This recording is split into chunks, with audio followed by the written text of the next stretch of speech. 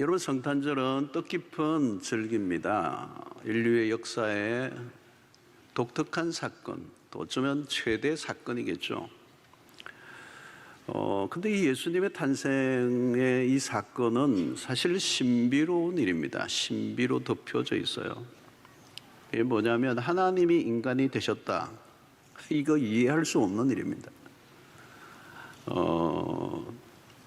하나님이라는 신이라는 존재는 절대자이시죠. 초월해 계시는 분이 있잖아요. 근데 그분이 인간이 되셨다. 이게 어떻게 이해가 되겠습니까? 경이로운 일이죠. 그래서 신비 중에 신비입니다. 그래서 우리의 이성을 넘어선 사건입니다.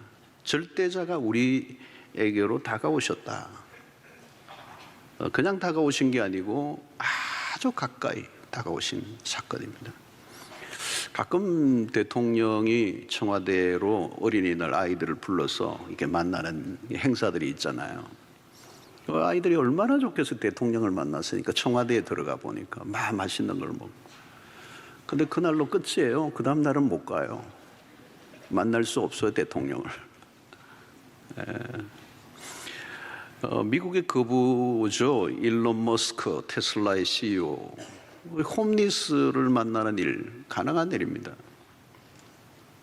빌 게이츠가 아프리카의 가난한 에이즈 환자들을 돕는 일, 얼마든지 가능하고요. 또 그 일을 통해서 언론이 주목을 합니다. 근데 그것과 이 성종신 사건은 비교가 안 돼요. 하나님이 인간이 되신 사건은 전혀 다른 차원입니다. 이것은 하나님이 하나님 되심의 자기 포기를 의미하는 것이죠. 그리고 하나님이 시간과 공간을 넘어서 계셨던 분이 역사의 시간과 공간 안으로 들어오신 것입니다. 시간과 공간 안으로 들어오셨다는 이 말은 시간과 공간의 지배를 받아야 된다는 것. 팔레스타인의 땅, 유다 베들레헴이라는 공간 안으로, 또 어린 소녀의 자궁 안에 갇히신 하나님. 이것은 미스테리죠. 하나님이 단세포로 구성된 인간의 몸으로 오셨다. 영이신 분, 보이지 않는 분이 육체를 입고 나타나셨다. 또 하나님이 피조물 중 하나가 되실 뿐만 아니라 스스로 종의 형체를 가지셨다. 히브리서 2장 6절로 8절. 그는 근본 하나님의 본체시나 하나님과 동등됨을 취할 것으로 여기지 아니하시고 오히려 자기를 비워 종의 형체를 가지사 사람들과 같이 되셨고 사람의 모양으로 나타나사 자기를 낮추시고 죽기까지 복종하셨으니 곧 십자가에 죽으심이라.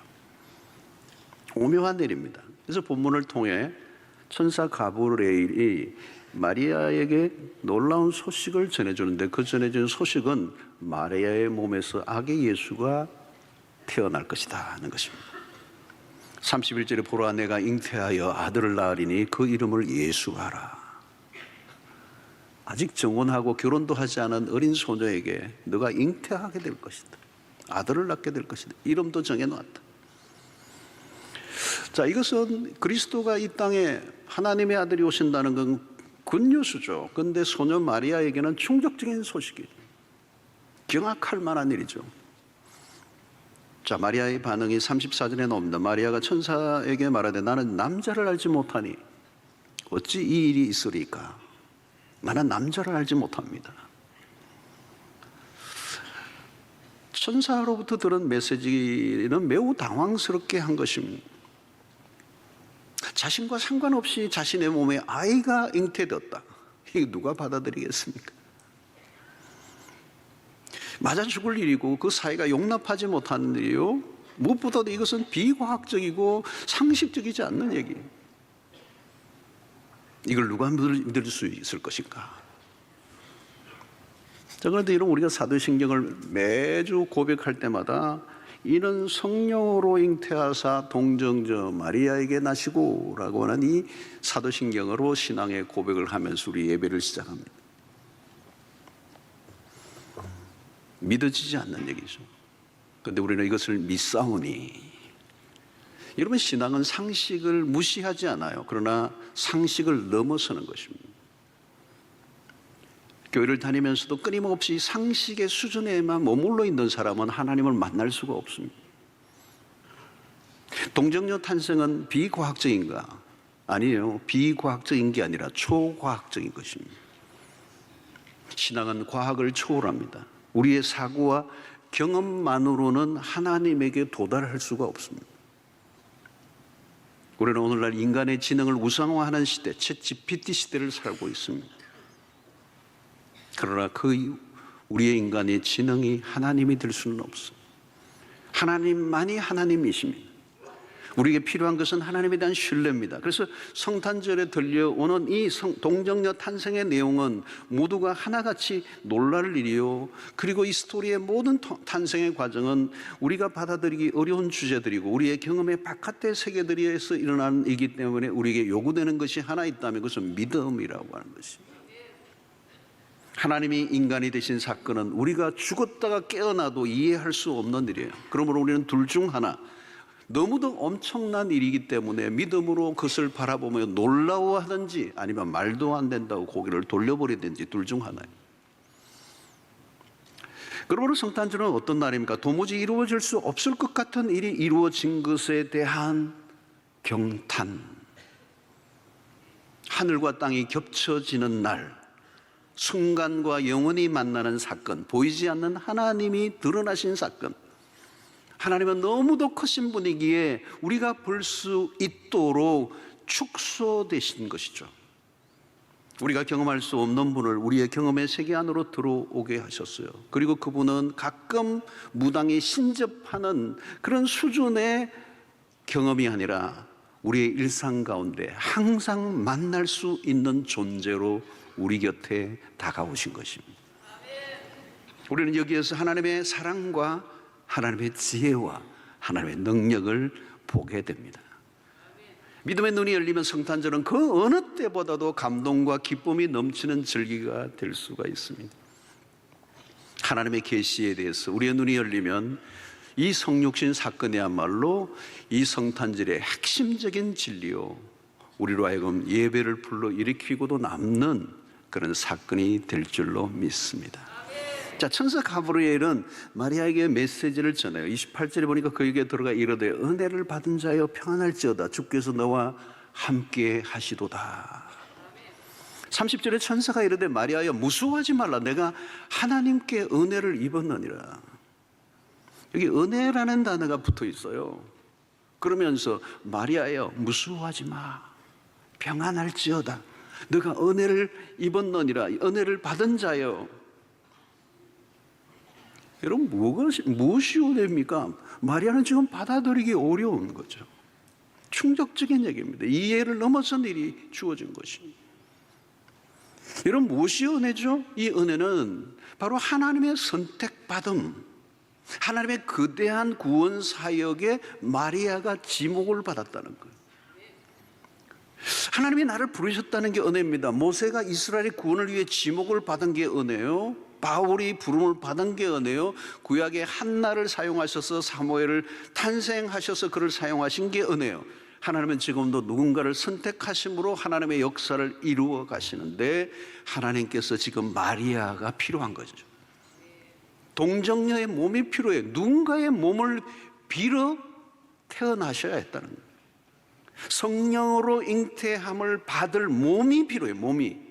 이 몸을 입고 오시지 않으면 구원자로서 우리의 죄를 위하여 십자가에 죽어주실 수가 없기 때문에 몸을 입고 오셔야 되는데, 이 몸이 태어나기 위하여 이 몸을 받아줄 육체가 필요합니다.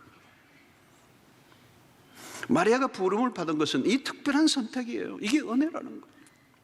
마리아는 하나님의 거대한 구원의 드라마의 주역으로 캐스팅된 것입니다. 부르심이란 하나님이 나를 사용하시겠다는 것입니다. 지금도 여러분 마찬가지입니다. 하나님은 계속 당신의 섭리를 이루어 가시기 위하여 사람을 부르십니다. 은혜란 무엇입니까? 분명히 위험한 선택이 따르는 거죠. 마리아에게는 큰 위기가 오는 것입니다. 하나님의 은혜를 주실 때는 이유가 있어요. 은혜를 받아들이는 그 일 속에는 사명이 주어진다는 거예요. 인류의 구원자를 몸 안에 품어내는 일. 그래서 천사 가브리엘은 계속해서 마리아에게 평안할지어다, 무서워하지 말라 격려합니다. 이 엄청난 일을 받아들이기에는 이 어린 소녀에게는 너무도 엄청난 일. 여러분, 하나님의 은혜가 임했습니다. 그런데 당신의 사업이 망했습니다. 하나님의 은혜가 임했습니다. 당신의 가출이, 당신의 자녀가 가출했습니다. 이러면 받아들일 수 있겠습니까? 근데 은혜가 임했습니다. 이 말은 마리아가 지금 임신하는 얘기를 얘기하는 거예요. 이건 엄청난 얘기예요. 은혜를 받아들이는 일은 굉장히 불편한 일이고 위험한 일입니다. 그럼에도 불구하고 하나님은 그 일을 통하여 당신의 뜻을 이루어 가신다는 거예요.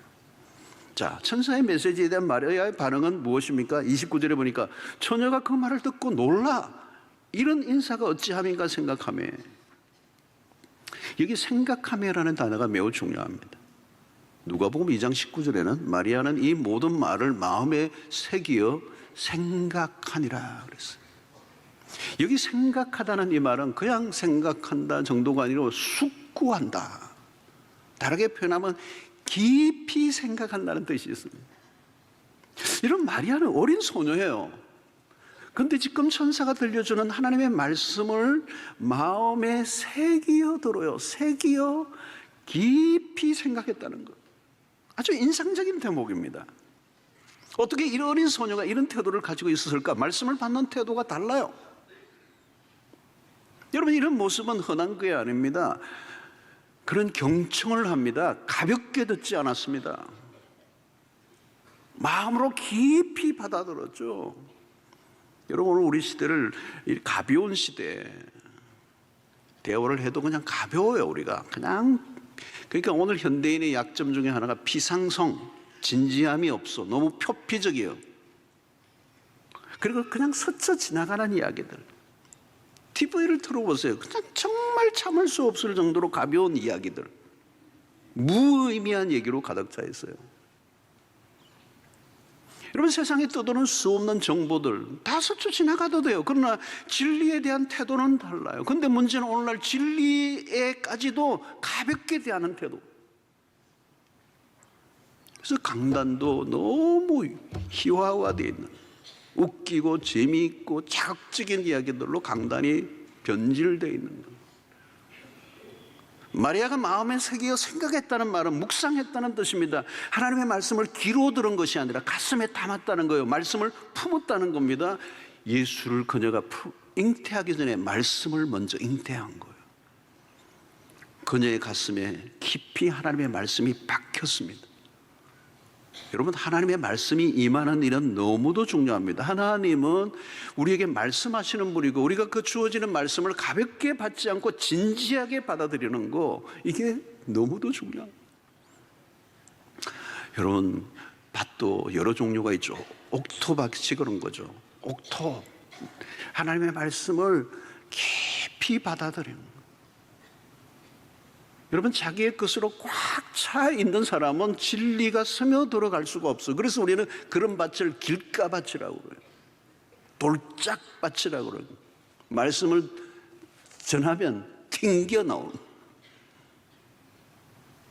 똑같이 말씀을 들었는데도 전혀 다른 반응이 일어나는 거죠. 마리아는 지금 말씀을 있는 그대로 받아들여요. 말씀을 말씀으로 받는 사람이 복이 있습니다. 놀라운 일이 일어나요, 여러분.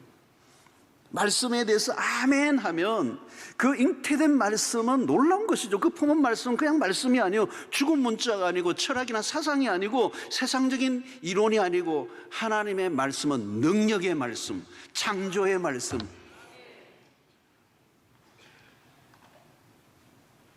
자, 마리아가 그 말씀에 어떻게 반응해요?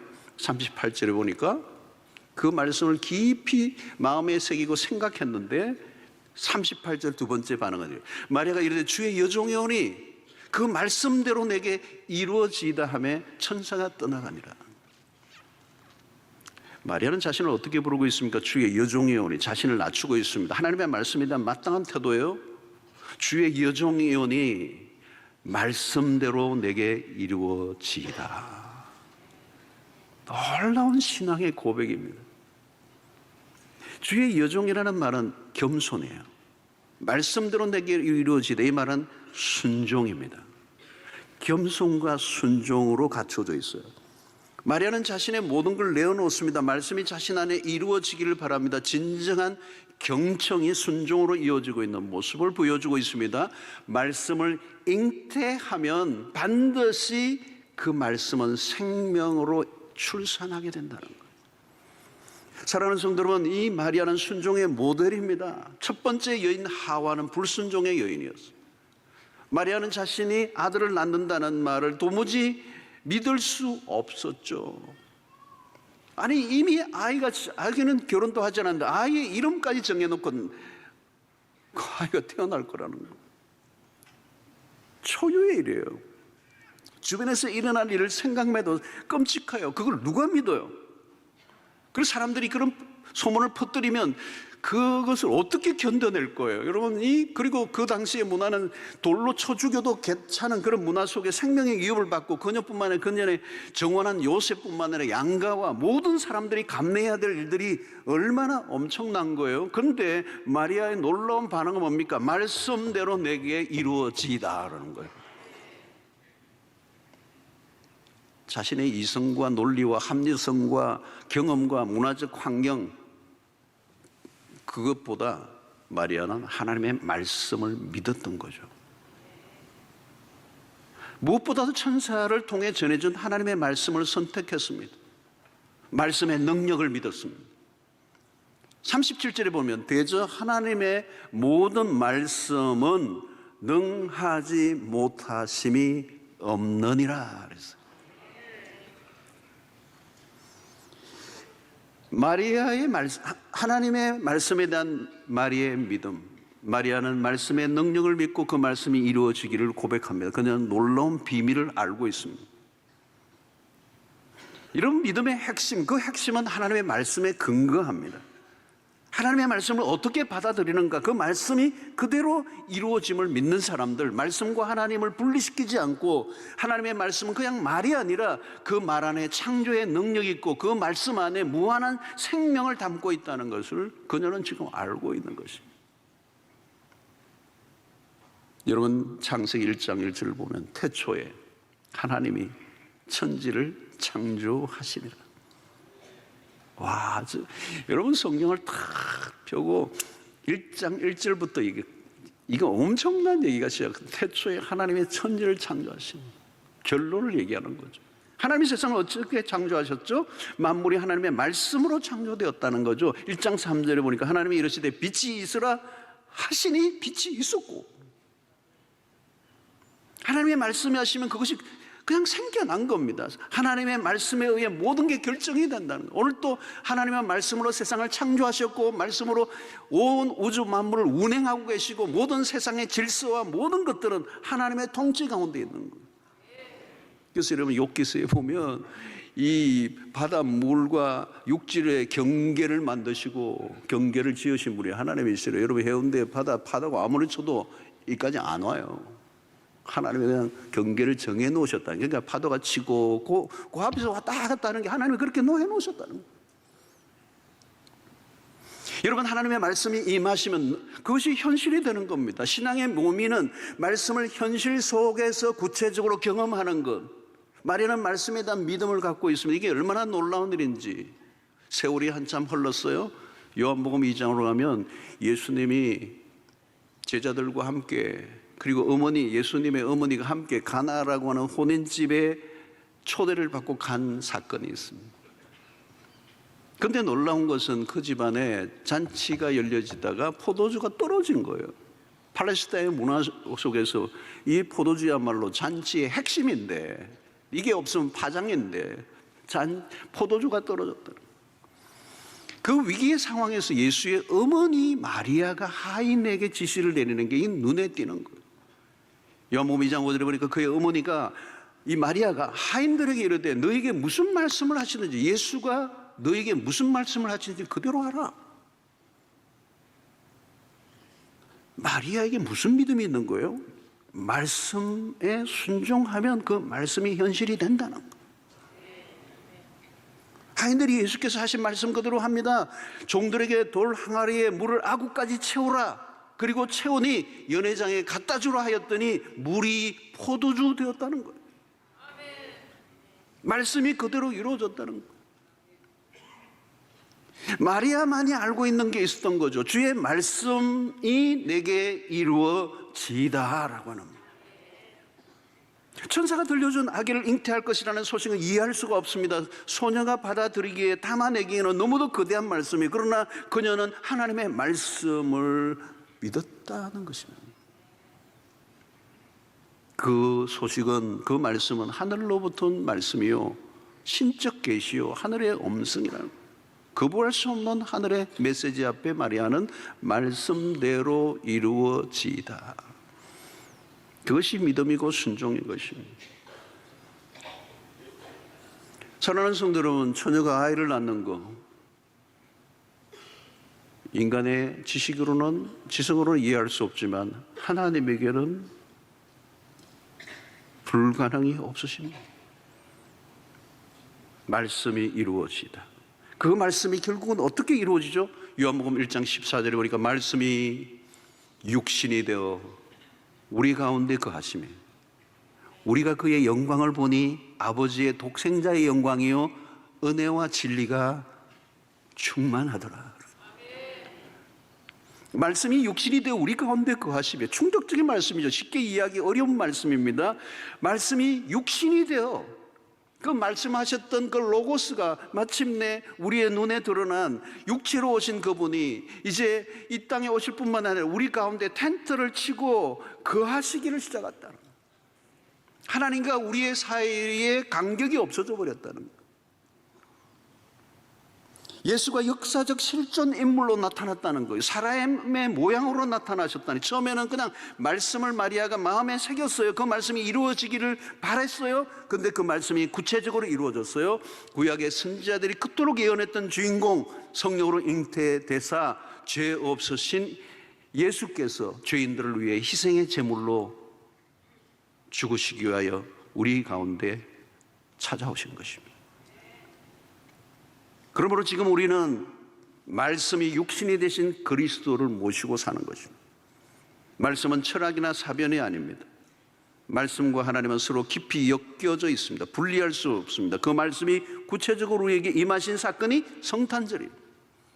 그래서 요한복음 1장 1절에 태초에 말씀이 계시니라, 이 말씀이 하나님과 함께 계셨으니 이 말씀은 곧 하나님이시라.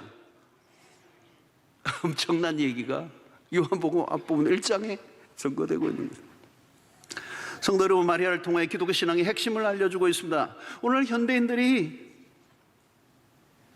겪고 있는 아픔 가운데, 힘든 것 가운데 하나가 불안증이 많아요. 존재론적 불안, 미래도 불안하고 현재도 불안하고 두려움이 만연해 있고, 그 불안을 해결하기 위해서 약을 통해 해결하려고 하는 사람들이 너무 많아졌습니다. 여러분, 이 불안이 어디에서 오는 것입니까? 진짜 원인은 환경이나 상황이 아니에요. 우리에게 주어진 말씀이 없기 때문에. 말씀으로 창조되기 이전의 세상은 혼돈과 공허 속에 있었어요. 말씀이 임하자 빛이 임하고, 그 빛이 그 모든 혼돈과 공허를 물러내버렸어요. 그 빛은 말씀이에요. 그 말씀은 생명이에요. 말씀이 없으면 생명력이 없는 거예요. 하나님은 지금도 말씀을 부지런히 보내시고 그 말씀을 받아들이는 사람을 통하여 일하고 계시는 하나님입니다. 여러분, 성경을 읽을 때마다, 하나님의 말씀을 들을 때마다 아멘, 아멘으로 반응하시면 그 말씀이 내 안에 임신되는 거예요. 말씀이 내 안에 잉태되는 거예요. 그리고 그 말씀은 구체적으로 우리의 삶 속에 현실이 되는 거예요. 하나님은 거룩한 자궁을 사용하셔서 그의 뜻을 성취하듯이 하나님의 말씀을 우리의 마음 한가운데 받을 사람들을 찾고 계신다는 거예요. 여러분, 불안하다고 하면 마리아처럼 불안한 상황이 어디 있겠어요? 그녀의 입장을 한번 생각해 보세요. 감히 상상조차 하기 어려운 그 환경, 20대 어린 소녀에게 아이를 잉태할 것이라고 하는 이 소식이야말로 얼마나 불안한 일이에요. 천지를 뒤흔드는 일인데 어린 소녀 마리아는 너무도 차분해요. 담대해요. 그 힘이 어디로부터 오는 것입니까? 말씀이 내게 이루어지이다. 이미 마리아에게 성령의 능력이 그녀를 사로잡고 있어요. 말씀이 그를 뒤덮고 있는 거죠. 말씀에 대한 확신을 갖고 있습니다. 45절을 보면 주께서 하신 말씀이 반드시 이루어지리라고 믿은 그 여자에게 복이 있도다. 들을 귀가 있는 자는 복이 있습니다. 하나님의 말씀을 말씀으로 받는 자가 복이 있습니다. 말씀이 이루어질 것이라고 믿는 것이 복입니다. 마리아는 믿음의 여인입니다. 하나님이 마리아에게 믿음을 불어넣어 주셨습니다. 하나님이 마리아에게 복을 주신 것이죠. 그 마리아를 사용하신 것이 복인 것입니다. 사랑하는 성도 여러분, 하나님은 지금도 놀라운 일을 행하고 계십니다. 믿음을 가진 사람을 통하여 일하십니다. 믿음은 불가능한 것을 가능하게 하시는 하나님을 믿는 것입니다. 아주 평범한 유대의 소녀를 통하여 하나님은 뜻을 이루어 가십니다. 마리아는 10대 소녀요, 무명의 소녀요, 비천한 여인이라고 마리아 자신이 노래합니다. 누가복음 1장 46절 48절에 오늘 마리아가 이르되 내 영혼이 주를 찬양하며 내 마음이 하나님 내 구주를 기뻐하였으면 그의 여종의 비천함을 돌아보셨습니다. 보라 이제후로는 만세의 나를 복이 있다 일컬으리로다. 하나님이 우리의 구원을 위해 이루신 일들을 봅니다. 한 소녀 마리아를, 그 비천한 소녀를 사용하셔서 구원의 사건을 이루어 가십니다. 하나님은 지금도 불가능한 일을 가능하게 하시는 분이십니다. 아이를 도무지 낳을 수 없는 처녀의 몸에서 아이를 낳게 하셨습니다. 세상적 시각으로는 불가능한 일입니다. 그러나 하나님은 가능하십니다. 하나님은 모든 것의 원인이 되실 수 있고 근거가 되실 수 있습니다. 하나님은 시작이시고 완성하시는 분이고 알파와 오메가고 무에서 유를 만드시는 분입니다. 여러분, 우리는 죄인입니다. 죄인은 멸망을 받아야 되죠. 죄인은 스스로는 구원을 얻을 가능성이 0.1%도 없습니다. 그러므로 우리의 편에서는 소망이 없어요. 하나님은 복과 구원을 받을 자격이 없는 자를 구원해 내시는 분. 여러분, 동정녀 탄생을 통하여 우리에게 주시는 메시지는 무엇입니까? 불가능을 가능하게 하심으로 우리를 구원의 길로 이끌어내시겠다는 하나님의 열심이 동정녀 사건을 통하여 우리에게 보여준 사건이에요. 불가능을 가능케 하시는 사건이 동정녀 탄생 사건이라면 죄인이 구원을 얻을 수 있는 가능이 불가능한 일인데 0.1%도 우리에게는 구원을 가능성이 없는데도 하나님이 우리를 구원해 내신 이 사건이 기적 중의 기적이에요. 하나님이 오시지 않으면 우리는 구원을 받을 수 없습니다. 우리가 하나님에게로 갈 수 없어요. 하나님이 오셔야 우리가 하나님을 만날 수 있습니다. 하나님이 우리에게 오시지 않았다면 우리는 그냥 끝장이에요. 세상에 답이 없습니다. 여러분, 세상에 예수 그리스도가 오시지 않아도 답이 있었다면 하나님이 구태여 당신의 독생자를 동정녀 마리아의 배를 빌어 그 복잡한 가고 까다로운 과정을 통하여 세상에 오셔야 할 이유가 하나도 없어요. 그 복잡하고 까다롭고 위험한 그 과정을 통과하며 하늘의 하나님의 영광을 내려놓으시고 이 땅에 오셔서 이 한 여인의 자궁을 빌어 생명으로 잉태되어 어린 아기로 오셔야 할 만큼 복잡한 과정을 거쳐야 했던 이유는 그 일 외에는 인류가 구원을 받을 길이 없기 때문에 하나님의 선택하신 유일한 길이라는 것을. 할렐루야. 여러분, 예수 그리스도가 아니면 이 세상에는 소망이 없습니다. 인간은 스스로의 문제를 풀어낼 능력이 없습니다. 문명은 발전되지만 세상이 나아지고 있다고 생각이 돼서요, 안 나아지고 있어요. 여러분, 2000년 전이나 5000년 전이나 6000년 전이나 그 인간이 그 인간이에요. 죄인이란 말이에요. 오늘날도 여러분 보십시오. 멋지게 겉으로는 멋지고 화려한 문명을 하지만 그 안에는 인간의 탐욕과 욕심과 그 죄성과, 여러분, 이 죄성이라고는 그냥 죄성이 아니에요. 여러분, 그냥 죄성이 얌전하게 우리에게 있는 게 아니라 악을 적극적으로 도모하는 죄에 대해서 능동적인 존재가 인간이란 말이죠. 세상의 한가운데 들어가 보세요. 얼마나 치열합니까? 얼마나 사람을 죽이고 물고 헐뜯고 거짓이 가득하고 지옥 같은 세상을 살고 있잖아요. 안으로 들어가 보면 지옥 같죠, 뭐. 인간은 스스로 죄의 문제를 해결할 길이 없어요. 죄로부터 구원을 얻을 길이 인간에게는 없어요. 우리 인간에게는 오직 구원자가 필요해요. 하나님이 우리에게 오셔야 한다는 거예요.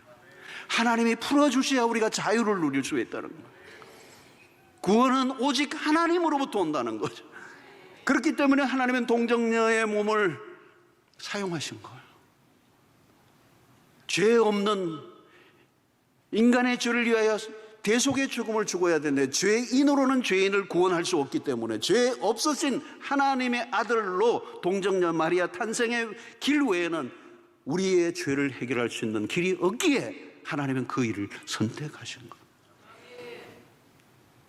그러므로 이제 예수 그리스도를 모시고 살면 이제 우리 안에 영원히 시작되고 빛이 임하고 생명의 충만함을 경험하게 된다는 거예요. 그래서 요한복음에는 참 빛이 임했다는 거예요. 흑암 가운데 있는 인생 가운데 빛, 그냥 빛이 아니에요. 이 세상에 모든 빛이 있다 할지라도 그 빛의 참 빛으로부터 오지 않으면 빛은 의미가 없는 거예요. 그 참 빛으로 오신 예수 그리스도, 참 생명이신 그리스도, 참 진리 되신 그리스도를 우리가 만나게 되므로 이제 내가 사는 것이 아니라 내 안에 나를 위하여 십자가에 죽으신 하나님의 아들을 믿는 믿음 안에서 사는 인생을 살게 하셨다는 것.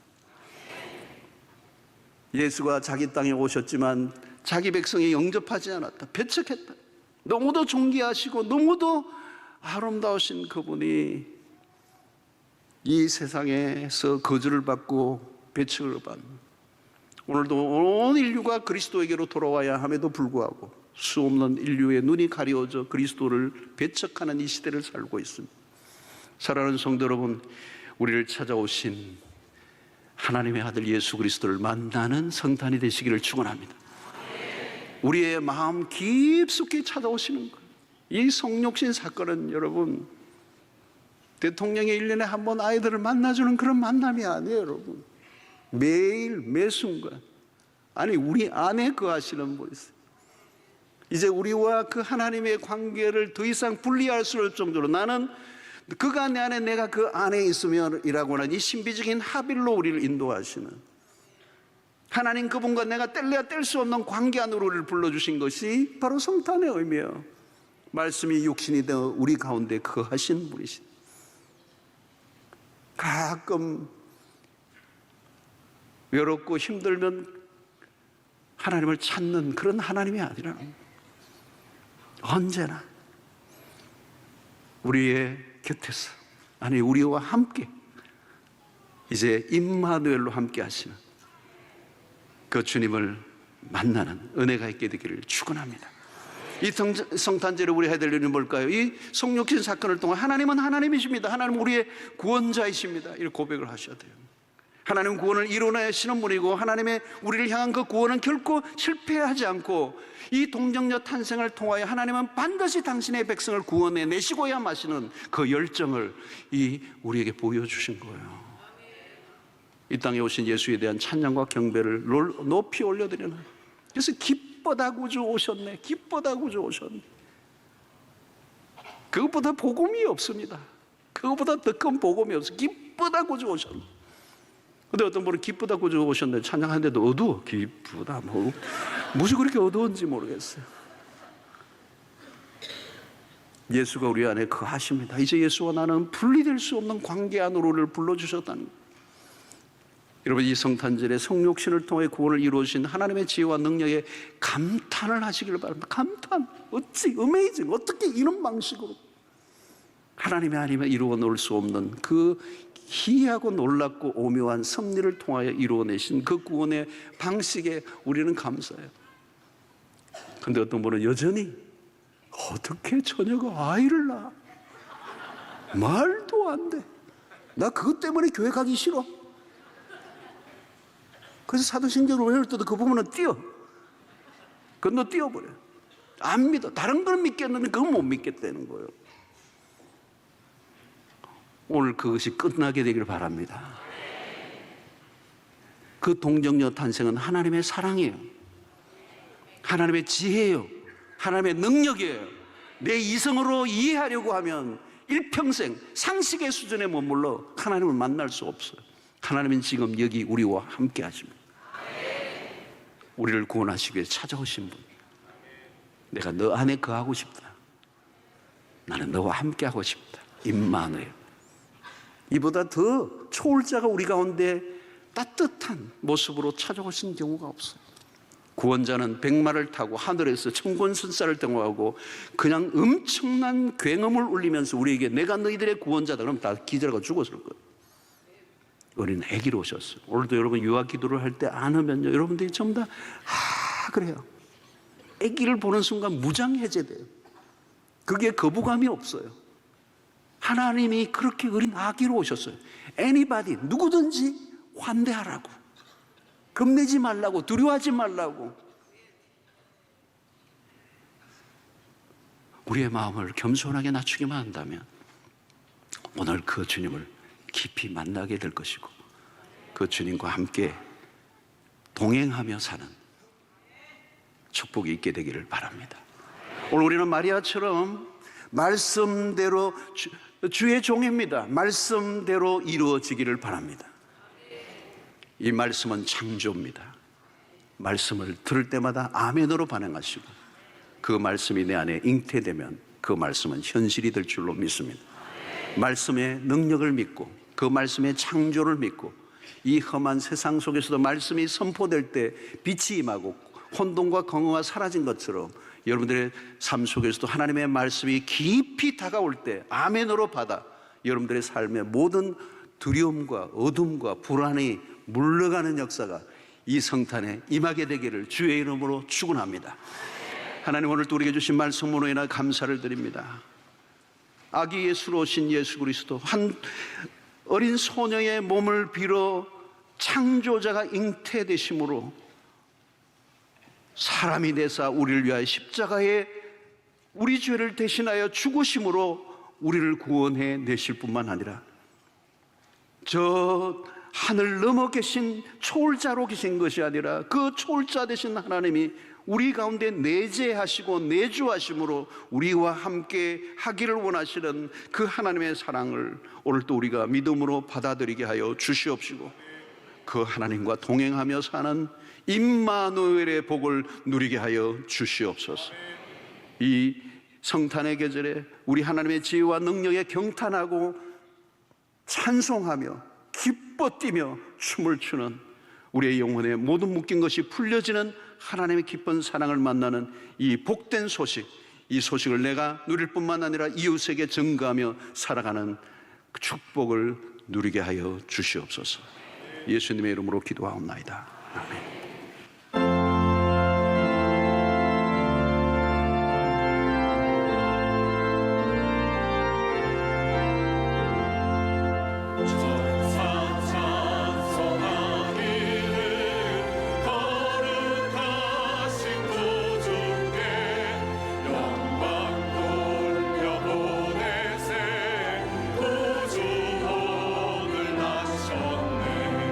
그거 작은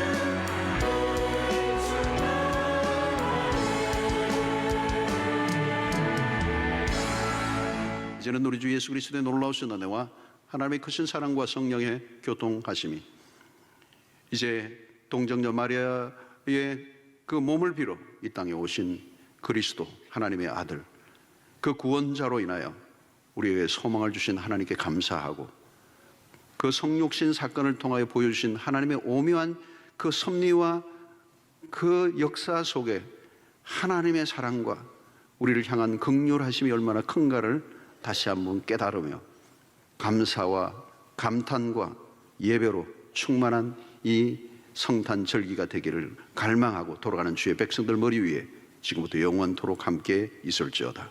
아멘.